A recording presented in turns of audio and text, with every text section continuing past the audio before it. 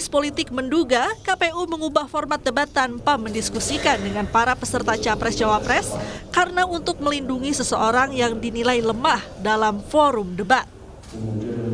Publik itu tidak mau bahwa Capres dan Cawapres yang bertanding itu tidak memiliki gagasan, tidak punya narasi-narasi besar, tidak punya diskursus yang bisa dipertanggungjawabkan kepada publik. Konteks perdebatan Cawapres, publik melihat Kiai Ma'ruf Amin misalnya itu underestimate. Karena harus berhadapan dengan Pak Sandiaga Uno yang dinilai pengalaman yang cukup mentereng ya, ekonom, pengusaha, dan saat itu memang cukup digandrungi oleh kalangan publik. Tapi dalam debat publik saat itu antara Kiai Ma'ruf Amin dan Sandiaga Uno saya kira cukup berimbang.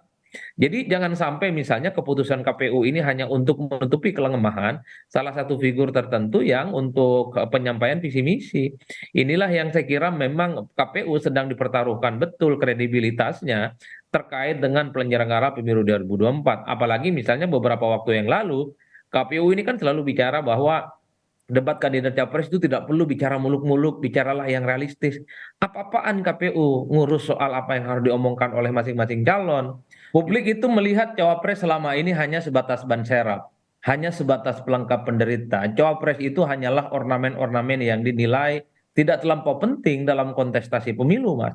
Oleh karena itu, ketika ada formulasi debat capres dan cawapres, perdebatan yang paling banyak ditunggu oleh publik adalah soal cawapres.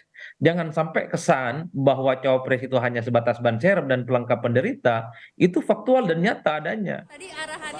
Dugaan tentang tak siapnya calon wakil presiden berdebat dibantah Ketua Umum Partai Golkar Airlangga Hartarto.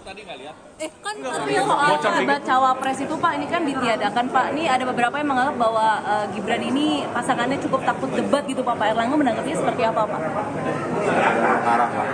Kalau udah ikut pemilu mana ada yang ditakuti? Termasuk soal debat atau isu soal demokrasi itu ada yang takut ya Pak? Isu demokrasi kan pemilu itu bagian dari demokrasi.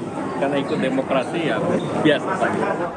Presiden nomor urut 1. Bila KPU tetap pada pendiriannya, panggung debat Capres-Cawapres 2024 bukan lagi penampilan menarik yang bisa memancing penilaian sosok Cawapres sebagai posisi yang bukan sekadar ban serep Capres, seperti yang tampak pada Pilpres 2009 hingga 2019.